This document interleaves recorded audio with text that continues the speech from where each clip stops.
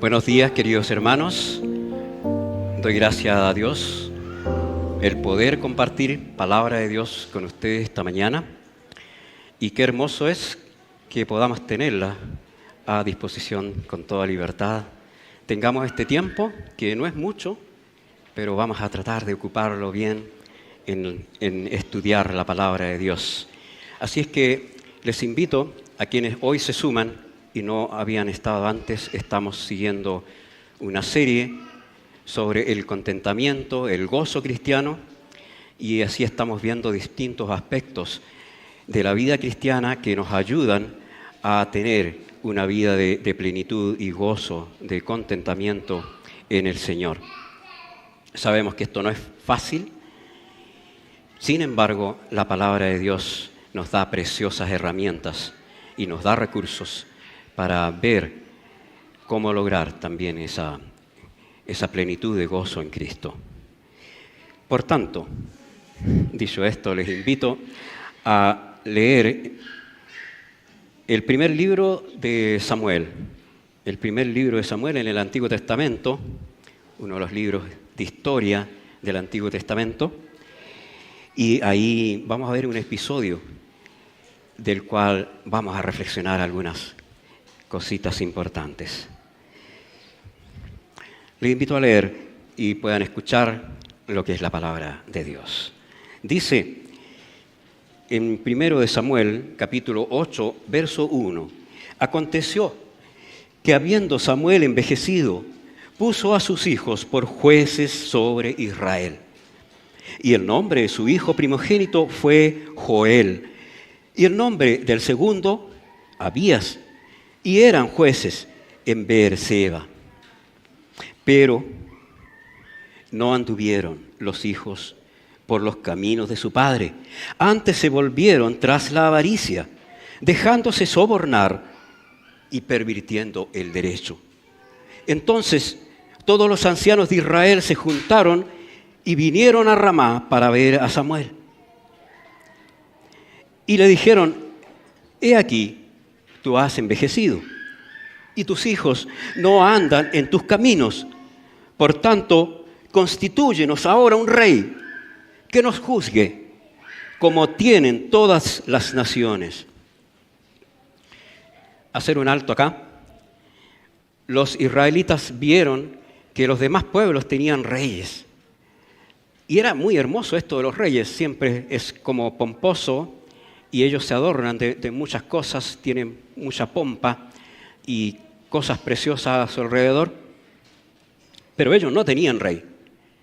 Entonces ellos estaban siendo gobernados por jueces y guiados también por profetas, como lo era el profeta Samuel. Pero acá el pueblo pide tener un rey y se les ocurrió a esto, estuvo en el deseo del corazón del pueblo el tener un rey. Y por lo tanto tenían también un recurso, una excusa, que los hijos de este profeta no andaban en los caminos de Dios, hacían injusticia, se pervertían, entonces ellos pidieron un rey. Y dice el verso 6, pero no agradó a Samuel esta palabra que dijeron: danos un rey que nos juzgue.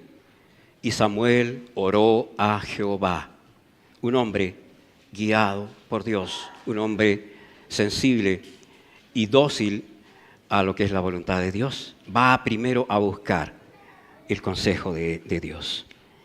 Y dijo Jehová a Samuel: oye la voz del pueblo en todo lo que te digan, porque no te han desechado a ti, sino a mí me han desechado, para que no reine sobre ellos.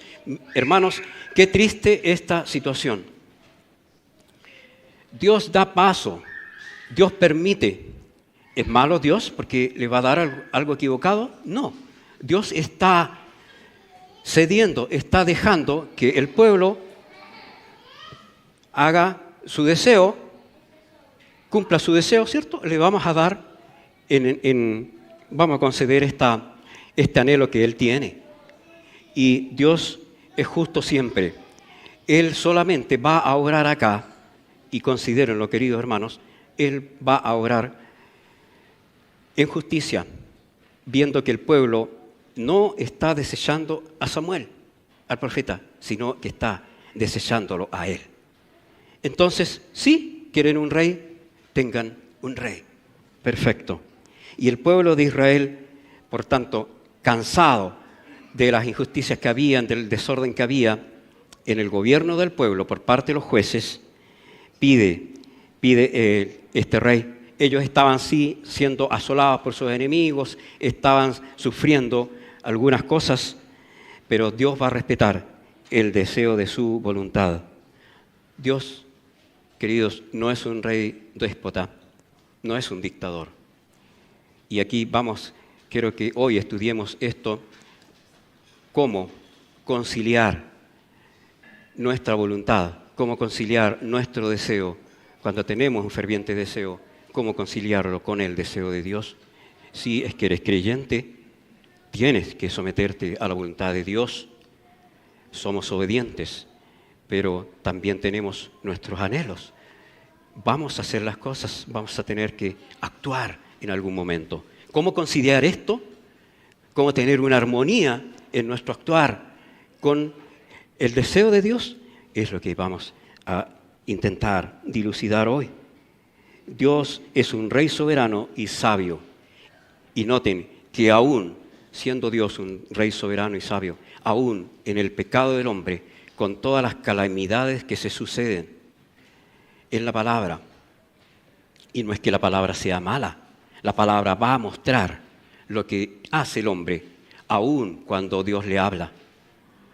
Pero aún en todas estas calamidades, en todos estos problemas que hay, y esto sucede hasta el día de hoy, Dios, siendo soberano, permite que el hombre actúe a su manera para que también aprenda a buscar y a reconocer que hay un Dios soberano más sabio que él. Pero de pronto y en muchas ocasiones nos sentimos más sabios que Dios y el hombre se siente más sabio que Dios queriendo hacer las cosas a su manera. El pueblo en esta ocasión rechazó a Dios y podríamos ver también varios casos, muchos casos en la palabra de Dios donde las personas toman decisiones y teniendo una promesa, Sara, conociendo que había una promesa de parte de Dios para que su esposo y ellos tuvieran multitud de descendencia, no pudo esperar, desconfió, impaciencia, falta de fe tal vez, pero cuando no confiamos en las promesas de Dios, caemos en grandes errores. ¿Cómo puedo lograr mis anhelos conforme a la voluntad de Dios? Es lo que queremos ahora, queridos hermanos, estudiar, pero antes vamos a pedir la dirección de Dios y les invito a orar al Señor. Soberano Dios, te alabamos, reconocemos siempre tu poderoso nombre y nos postramos ante tu majestad. Queremos nos enseñes a través de tu palabra. Rogamos tu dirección y rogamos también nos ayudes a concentrarnos de tal forma que este tiempo sea algo placentero, que queramos estar acá, que queramos escuchar la palabra. Pon en nosotros el deseo de oír tu voz y pon en nuestro corazón también la sensibilidad y el amor para obedecer tu palabra. Gracias por ella, gracias por mis hermanos que van a oírla y también te damos gracias por todo lo que tú nos puedes enseñar, por todas las riquezas que podemos hallar en tu voz manifestada a través de tu palabra. Pedimos pues tu bendición en el nombre de nuestro amado Señor y Salvador Jesucristo. Amén. Amén. Un buen creyente, hermanos, buscará unir su voluntad a la de Dios. ¿Cómo es esto? Voy a tratar de que mi voluntad, mis deseos se ajusten, estén no en desacuerdo, sino que estén en armonía. Vayan a la par con lo que Dios quiere para mi vida. Por lo tanto, el apóstol Pablo, uno de los consejos que da a los hermanos de Roma, en el capítulo 12, en el verso 2, dice algo que todos conocemos y recordamos y lo consideramos muy bien. Que dice Pablo, no os conforméis a este siglo, sino transformaos por medio de la renovación de vuestro entendimiento, para que comprobéis cuál sea la buena voluntad de Dios, agradable y perfecta. Es decir, no te conformes, no te adaptes a lo que el mundo quiere para tu vida, sino que adáptate y confórmate, toma la forma. Tu corazón tome la forma de lo que es también el corazón de Dios. ¿Imposible? ¿Difícil? Vamos a decir difícil, ¿sí? Difícil, pero la palabra de Dios nos puede ayudar, si somos dóciles, a entender cómo lograr esta armonía. Primero que todo, vamos a ver el punto A, la norma del cristiano que ama a Dios, que quiere agradarle. No se va a conformar con sus propios deseos. Si tú amas a Dios, si tú amas al Señor, estás agradecido por lo que Él hizo por ti, vas a querer también hacer y ser obediente a lo que el Señor quiere para tu vida. Y así, no solamente vamos a lograr paz y gozo, sino que también vamos a lograr avanzar y ser sabios en nuestra vida cristiana. Mis deseos, mis anhelos deben fundirse en la perfecta voluntad de Dios, para que cuando esta voluntad se haga en mi vida, pueda también ser mi voluntad, pueda también ser lo que yo quiero hacer. Por lo tanto, es lo mismo cuando un padre envía a su hijo, le ordena a su hijo que vaya a hacer una diligencia especial, que vaya a comprar o que se encargue de hacer esto. Y el hijo puede hacerlo de malas ganas. Y va a decir, bueno, es mi padre, si no voy me va a pegar, me va a castigar. Y entonces va por temor a hacerlo. Y el chico después, o el hijo después que va y se da cuenta que no era tan difícil hacer eso, a la segunda vez que es enviado ya tiene algo de complacencia. Dice, bueno, en realidad mi padre tenía razón, es bueno que haga esto y va a hacerlo con gozo. Querido hermano, cuando nosotros afinamos nuestro corazón y el deseo de nuestro corazón a la voluntad de Dios, vamos a gozarnos en hacer lo que Él quiere. ¿Estás seguro? ¿Estás seguro de que el Señor quiere que tú tomes esta decisión? ¿Que tomes una decisión? Si estás, por ejemplo, en una disyuntiva, sí, puedes estarlo. Tal vez puedes estar seguro de que la voluntad de Dios es que hagas tal cosa. Pero pregunto, ¿te da gozo hacer eso? ¿Es un gusto ahora para ti hacer esto?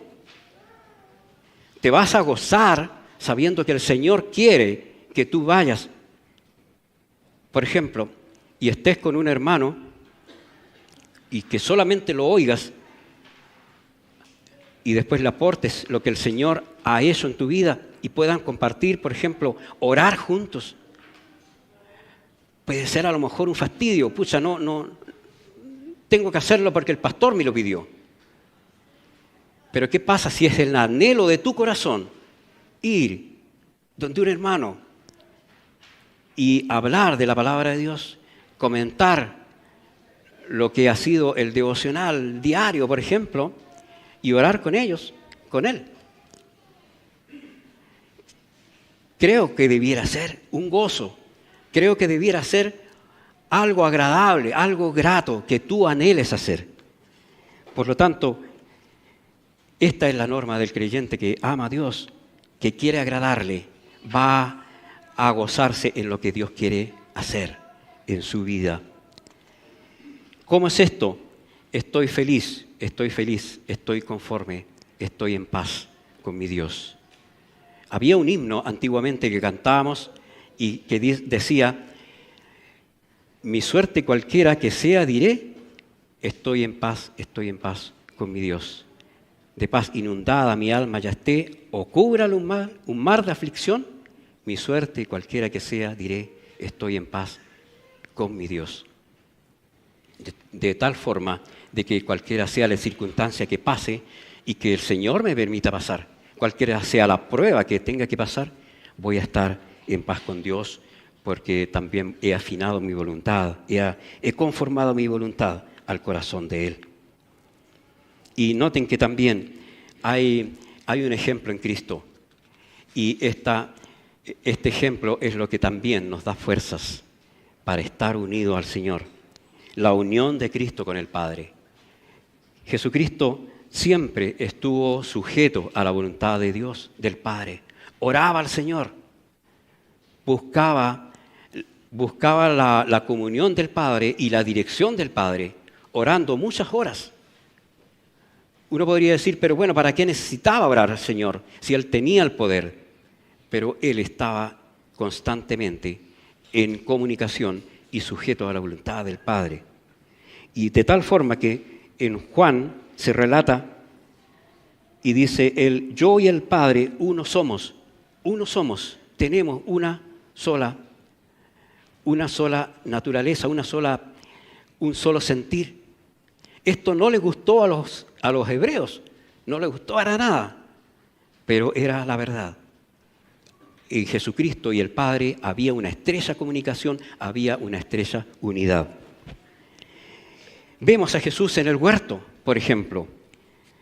Lo vemos luchando y diciendo, bueno, no sea mi voluntad, Padre, sino la tuya. Y dice el relato que corrían gotas de sudor por la frente de nuestro Señor. No lo quería hacer. No. Era su voluntad de su naturaleza humana que luchaba también con su naturaleza divina. También era hombre. Jesús tuvo temor. Jesús tuvo tristezas, tuvo llanto, tuvo dolor. Pero aquí vemos a Jesús luchando con su personalidad humana, con su deseo humano. Y finalmente, ¿qué hace Jesús? Bueno, sabemos lo que pasó. El Señor fue obediente, dice Pablo a los hermanos de Filipos, obediente hasta la cruz. Había tan perfecta unión entre Cristo y el Padre que lo que el Padre quería hacer era lo que Jesús también quería hacer. Las palabras que hablaba Jesús eran conforme a la voluntad del Padre.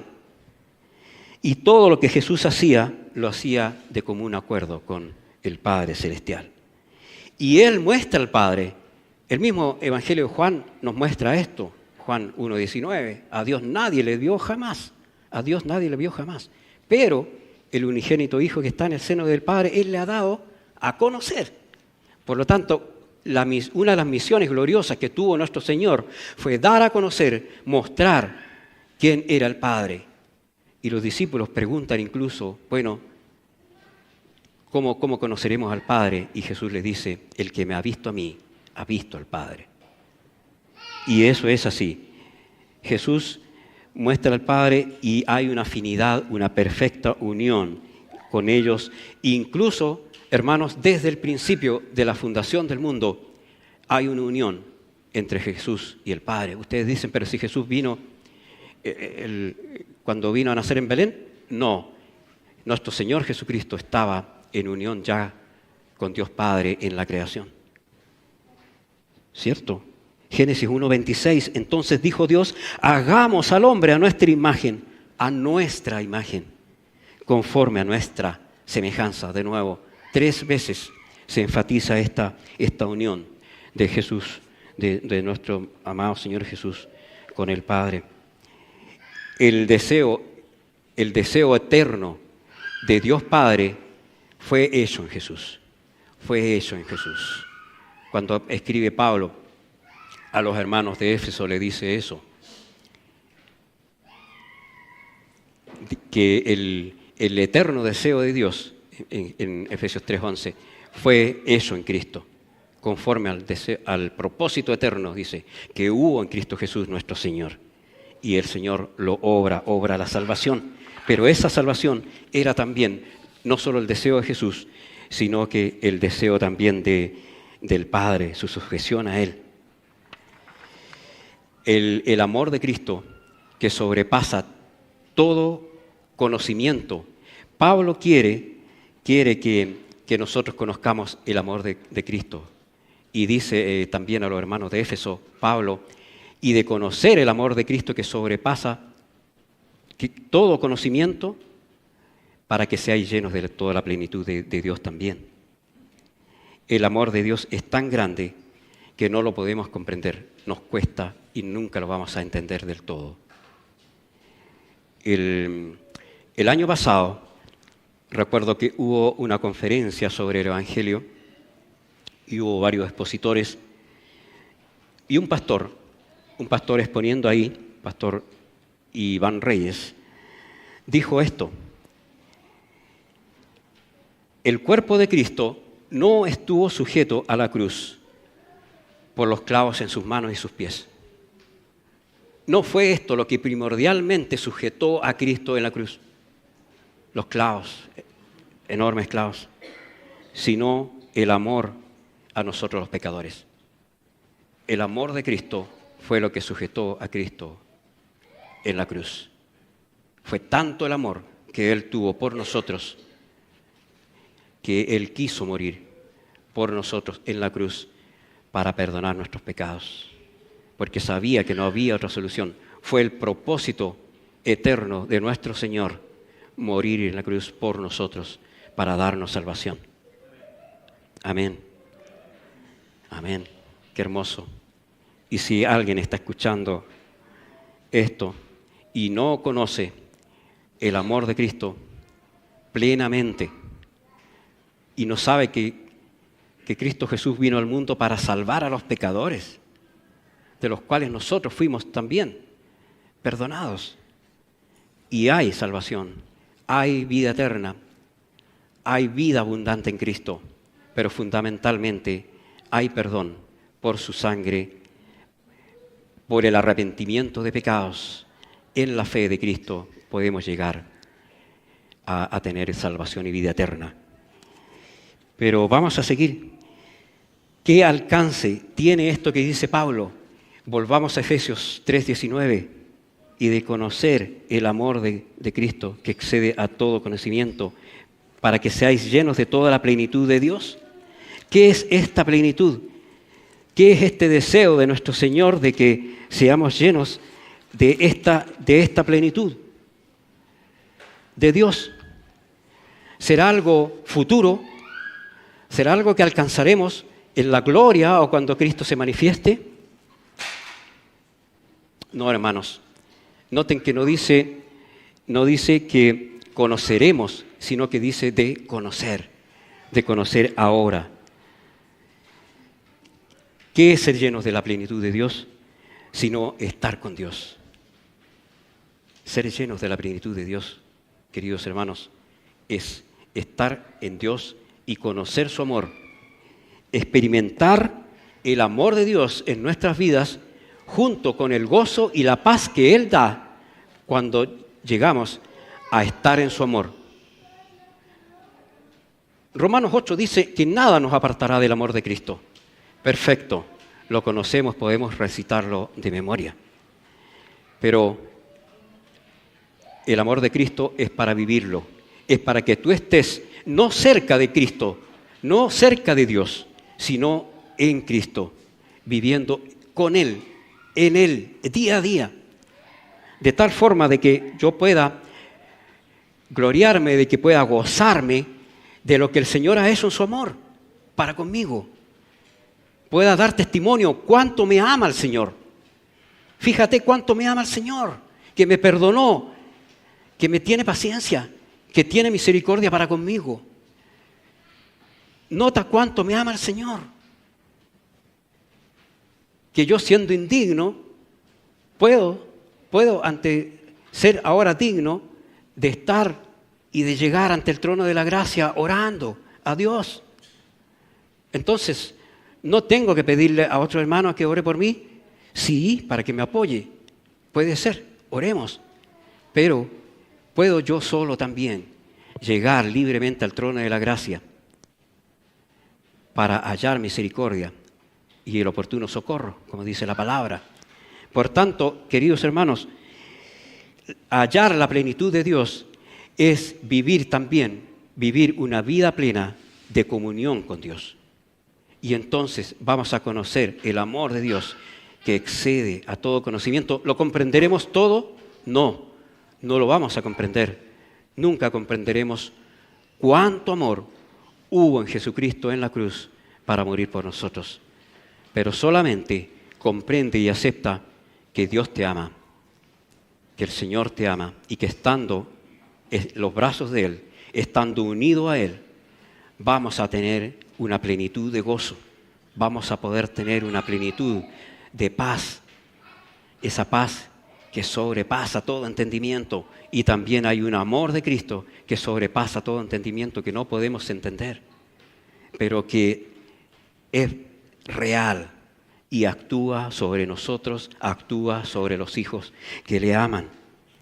Por lo tanto, Dios quiere que haya en nosotros una plenitud de vida para que, estando unidos a Él en una unión perfecta y santa, nuestra voluntad sea también como la de Dios. Dios me ama tanto que ahora estoy feliz en Él, de tal forma que ahora quiero hacer lo que la palabra me ordena. Ahora quiero hacer lo que es la voluntad de Dios. Me voy a gozar haciendo la voluntad de Dios, aunque me cueste.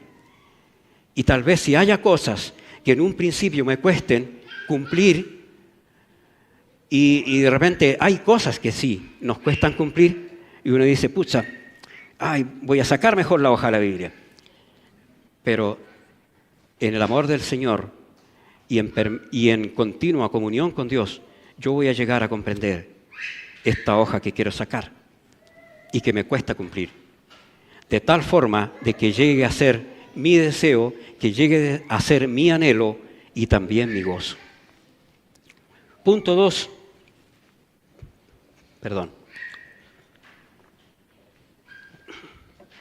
Punto 2. Unido a la voluntad de Dios, el creyente hallará gozo en la aflicción. Aquí la cosa se pone complicada. Porque un creyente que busca hacer la voluntad de Dios y se deleita en ella, tomará cualquier adversidad con gozo. Complicado. Y esto solamente es un misterio, hermanos, y estas cosas, los que están en Cristo, las personas que han sido redimidas por su sangre y que saben que Dios les ama, van a poder entender esto de cómo una persona puede gozarse si está sufriendo. ¿Cómo puedes tolerar la injusticia con paz? Esto es misterio que solamente los hijos de Dios pueden comprender. Y si no tenemos el amor de Dios, ten por seguro de que cuando esté Cristo en tu corazón, vas a tener la paz, una paz que no comprendes cómo llegó, cómo se produce. Pablo exhorta a Timoteo y le dice en 1 Timoteo 1:12, por lo cual asimismo padezco esto, pero no me avergüenzo, porque yo sé a quién he creído y estoy seguro que es poderoso para guardar mi depósito para aquel día. Pablo dice, no me importa que se rían, no me importa que se burlen, porque yo tengo mi fe en Cristo. No me avergüenzo, porque yo sé a quién he creído, sé en quién he puesto mi fe. Y estoy seguro que Él tiene un depósito, Él tiene un premio, tiene una herencia para las personas, para los hijos amados que le aman, que quieren ser imitadores de Dios. Él tiene una herencia, pero ¿qué le da fuerza? ¿Para qué le da fuerza a Pablo esto? Para ser dócil a la voluntad de Dios y padecer con gozo. Nuestras cargas son más ligeras y llevaderas unidas a Cristo. echa a Jehová tu carga, sobre Jehová tu carga, Él te sustentará. Y el Señor Jesucristo dice incluso, llevad mi yugo sobre vosotros, porque ligera es mi carga. El Señor conoce nuestra aflicción, hermanos. Él tiene cuidado de nosotros, como dice también la palabra. El buen pastor conoce a sus ovejas y por lo mismo sabe de sus aflicciones, sabe cuánta carga estás llevando. El Señor sabe. No es que Él esté mirando para otro lado cuando tú estás llevando una carga por mucho tiempo y te cuesta soportarla. El Señor sabe, conoce nuestra aflicción, conoce nuestra debilidad y nuestra limitación. Y hablando del buen pastor, en el Salmo 23 hay una promesa preciosa y dice, ciertamente el bien y la misericordia me seguirán todos los días de mi vida. Qué hermoso, qué poético. Sí, es hermoso. El bien y la misericordia me seguirán todos los días de mi vida. Pero fíjate, queridos, que esto no es solamente poesía, no es solamente algo hermoso de decir, sino que es una promesa de Dios. Porque el bien, hay dos cosas, el bien y la misericordia. Y dice acá el salmista que va a estar todos los días esto con nosotros. ¿Y qué es esto? ¿Qué es el bien de Dios? ¿Qué es el bien de Dios? Sino que la buena voluntad de Dios, agradable y perfecta para tu vida. El bien de Dios es que Dios quiere que tú pases por cualquier situación con tal de que logres crecer en Él. El bien de Dios es que tú soportes la prueba, soportes la aflicción, para que tu corazón sea afinado y amoldado conforme al deseo de Dios. ¿Cierto? El bien y la misericordia de Dios es para que, sea cual sea la aflicción por la que el Señor te permite pasar o te lleva a estar, para tu crecimiento, para tu bien. El Señor no quiere tu mal, nunca va a querer tu mal. El Señor quiere guiarte como buen pastor a buenos pastos, a pastos delicados en los que puedas descansar. Pero no sacándote la carga, no dejando la mochila abajo. Él quiere que tú sigas con tu carga, sobrellevando ese peso con gozo. Sigue adelante, sigue adelante. Trabaja para el Señor, sirve al Señor con gozo, pero con gozo, con fe, sabiendo que el bien de Dios y la misericordia te van a seguir todos los días de tu vida. Aunque estés en aflicción, es distinto estar en la aflicción a estar mal y mal con Dios. Dios quiere que nosotros estemos en armonía con Él, que estemos en gozo con Él, en perfecta paz. Y quiero darles también un ejemplo. Hay un ejemplo de vida y de sujeción a la voluntad de Dios en la vida del apóstol Pablo, que halló gozo y contentamiento en hacer la voluntad de Dios. Y bien sabemos cuánto sufrió Pablo para entregar el mensaje. Sin embargo, quiero que veamos algunas respuestas. Noten, hermanos, respuestas en la actitud de Pablo y en sus palabras también, respuestas que da Pablo a la voluntad soberana de Dios con su propia voluntad, pero unida a la de Cristo. Primero, Señor, ¿qué quieres que yo haga? Pablo, y en este caso Saulo, es derribado por una potente luz, como está ahí en la portada del díptico. Pablo es derribado por una potente luz. El soberbio Saulo, el Saulo asolador de la iglesia, es derribado por una luz. ¿Y qué pasó? Derribado del caballo. Imagínense la fuerza que tiene que haber tenido esta luz, que derriba al caballo y a su jinete. Y ya derribado, puesto en tierra, Pablo, humillado, dice, Señor, ¿qué quieres que yo haga? Hechos 9:6. Hermanos, disposición y obediencia. Siendo Saulo aún un pecador, un perseguidor de la iglesia, de Cristo. Y Pablo comienza a predicar, comienza a entregar el mensaje, comienza a ser dócil a lo que él había dicho. Él comienza a entregar el mensaje. Después de esto, sí, si nosotros vamos a la Escritura, vamos a ver que Pablo tiene un encuentro con Cristo, tiene tiempo, tiene años fuera apartado y va a tener un encuentro especial con Cristo. Y él va a recibir una ordenanza de ir y llevar a los gentiles el ministerio del Evangelio. ¿Qué dice Pablo a Timoteo cuando ya él ha padecido, cuando ya ha sufrido azotes, cuando ya ha sido apaleado, ha sido echado de las ciudades? Pablo le dice a Timoteo, todo lo soporto por amor a los escogidos. Otra respuesta de Pablo a la voluntad soberana de Dios. Dios quiso que él pasara por muchas aflicciones y cuando él lo llama, cuando Dios lo llama, dice Dios, instrumento escogido me es este para llevar a los gentiles la palabra. ¿Cuál es la respuesta de Pablo? Soportando todo, su ministerio no iba a ser fácil, que dice, todo lo soporto por amor a los escogidos. Y luego también a los hermanos de Éfeso, cuando él está entregando el mensaje, sabiendo que era la voluntad de Dios que él fuera a estas ciudades a predicar, a pregonar la palabra, aun cuando ellos no quisieran escucharla. ¿Qué dice Pablo? Y esta es la tercera respuesta que da.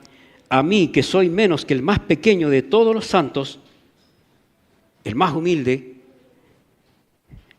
me fue dada esta gracia de anunciar entre los gentiles el evangelio de las inescrutables riquezas de Cristo.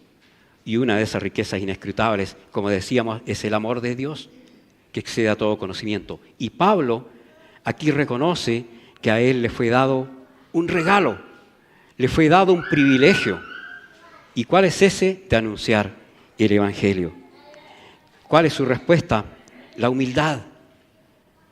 Yo soy el más pequeño de todos los santos, dice Pablo. Luego, a los hermanos de Colosas, también él escribe, y hablando también de que él tiene que entregar el evangelio, le dice en el capítulo 1 de Colosenses, verso 24, ahora me gozo en lo que padezco por vosotros y cumplo en mi carne lo que falta de las aflicciones de Cristo por su cuerpo, que es la iglesia. Diciendo esto, sabiendo que la iglesia tenía que pasar por muchos padecimientos. Pero él, estando ya sufriendo padecimientos, estando prisionero, Pablo escribe estas letras, estando prisionero, preso. ¿Y qué dice? Ahora me gozo en lo que padezco por vosotros. Para Pablo, en este momento ya ha llegado a ser lo que Dios le envió a hacer, ya ha llegado a ser algo con mucho gozo. Estoy feliz, estoy gozoso de poder entregar el evangelio de las riquezas de Cristo, del amor de Cristo que excede a todo conocimiento. Y Pablo también, por la gracia de Dios que abundó en él, pudo sanar incluso a personas.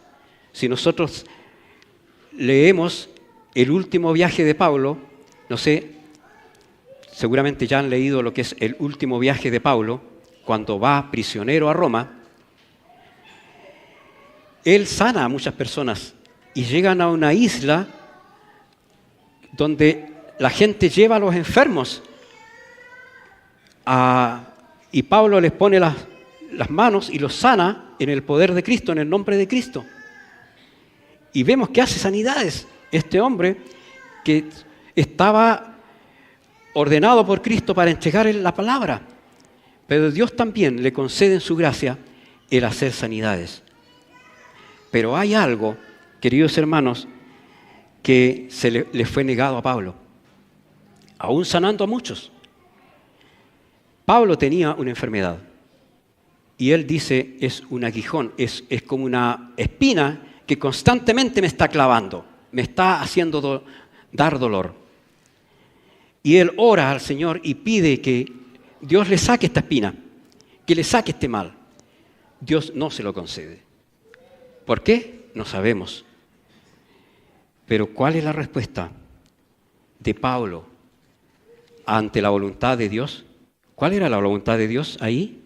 Que Pablo siguiera enfermo, que soportara esta aflicción, además de los azotes, de los apaleos, de los rechazos, de la persecución de los judíos. ¿Cuál era la voluntad de Dios para él? Que él soportara este aguijón y llega a estar atribulado por esta molestia física. Le pide al Señor ser sanado. ¿Y qué le dice Dios? Primero que todo, antes de ver la respuesta de Pablo, ¿qué le dice Dios? Le dice, bástate mi gracia, porque mi poder se perfecciona en la debilidad. Eso le dice Dios a Pablo. ¿Y cuál es la respuesta del apóstol? De este hombre que va a quedar resignado a sufrir este aguijón. Por tanto, de buena gana me gloriaré más bien en mis debilidades para que repose sobre mí el poder de Cristo. Qué hermoso, hermanos, qué buen ejemplo. Podemos estar siendo aguijoneados, podemos estar llevando una carga que no nos va a ser quitada, porque el propósito de Dios tal vez pueda ser de que tú continúes con esa carga. El propósito de Dios puede ser de que tú continúes en esa necesidad o con esa carencia. Pero, ¿cuál va a ser tu respuesta? ¿Podrías decir, de buena gana me gloriaré en llevar esta carga? De buena gana, con gozo, en paz con Cristo, voy a gozarme en llevar esta carga. Voy a gozarme en sufrir esta aflicción. El estado, queridos hermanos, el estado de nuestro corazón puede afectar también nuestro gozo. Y cuando tenemos un corazón piadoso, un corazón que ama a Dios, que le teme, que quiere hacer su voluntad, que quiere agradarle, y si estamos en esta condición, vamos a poder disfrutar de todo lo que tenemos, todo lo que el Señor me permita tener y hacer, va a satisfacerme. En eso voy a poder hallar una plenitud de gozo y de paz. Estando en sintonía con Dios, mi voluntad a la suya, voy a poder tener gozo y voy a poder tener una comunión en la que yo me goce, pueda disfrutar a Dios. El salmista dice en el Salmo 73, 26, mi carne y mi corazón desfallecen. Imagínate, mi carne y mi corazón desfallecen. Claro, el salmista es un ser humano. Es un ser humano que puede desfallecer. Puede estar su ánimo por el suelo. Pero ¿qué va a decir? Más la roca de mi corazón y mi porción es Dios para siempre. Queridos, si tu porción hoy es Cristo, amén. Que el Señor pueda fortalecer tu corazón en toda instancia para que sigas gozándose tu corazón en Él. Pero si no es tu corazón, está lejos del Señor, si te cuesta gozarte en Él, si te cuesta ir a la oración, si te da fastidio abrir la palabra, ora al Señor para que el Señor pueda hacer una obra en tu corazón y en tu mente de tal forma de que tú puedas llegar a aceptar con gozo la voluntad de Dios. ¿Cuál es esa? De que tú estés unido a Él, de que tú estés en comunión con Él, que estés en paz con Él. Tu corazón será el índice en esto. Cuando tu corazón se goce en la comunión con Dios, en la casa de Dios, tu corazón va a registrar rápidamente esos anhelos Y te vas a dar cuenta, sí, ahora quiero hacer esto. Ahora quiero ir a la casa de Dios porque quiero deleitarme en la palabra, quiero gozarme en la comunión de los hermanos. No sé hasta qué hora voy a quedarme conversando con ellos, pero quiero estar con ellos también. ¿Cuánto te gozas, hermano, en la adoración? ¿Cuánto disfrutas de la palabra? De estudiar, de revisarla, de inquirir en ella. ¿Se acuerdan cómo lo hacía Esdras? Esdras había inquirido en su corazón, había hecho el propósito en su corazón de inquirir en la ley de Jehová. ¿Cuánto disfrutas de tus tiempos de oración? ¿O lo haces porque hay que cumplir y porque el devocional lo dice abajo, oración? Pero no, yo quiero estar más tiempo en oración. ¿Quieres disfrutarlo? ¿Quieres apartarte en un momento de tu día a disfrutar de la oración con Dios? Tienes un lugar especial, seguramente. Tienes una hora en que esperas para ir a orar. Y tengo anotadas las peticiones porque los hermanos las han pedido. ¿Cuánto disfrutas al Señor? ¿Lo amas? ¿Amas al Señor y a su palabra? Miren, el salmista, este salmista no se conoce, no se sabe quién era realmente, pero llegó a estar en el canon bíblico. Y el Salmo 119, 12 dice, miren lo que expresa este hombre. Este hombre amaba a Dios. Este hombre quería gozarse en la voluntad de Dios. Y dice este salmista, bendito tú, oh Jehová, enséñame tus estatutos. Con mis labios he contado todos los juicios de tu boca, me he gozado. Salmo 119, 14. Me he gozado en el camino de tus testimonios, más que de toda riqueza. En tus mandamientos meditaré, consideraré tus caminos, me regocijaré en tus estatutos, no me olvidaré de tus palabras. Ese es el anhelo de todo creyente que ama al Señor, que está unido a Él, que está gozándose en su presencia, en comunión con Él. Decimos cuando una persona ha partido, ahora ese hermano está bien porque está gozándose en la presencia del Señor. Pero querido hermano, tú también lo estás ahora. Amén, ¿cierto? Amén. Tal vez no en cuerpo y alma, algún día lo estaremos. Pero hoy podemos estar gozándonos en la presencia del Señor. Que sea eso, querido hermano, tu anhelo.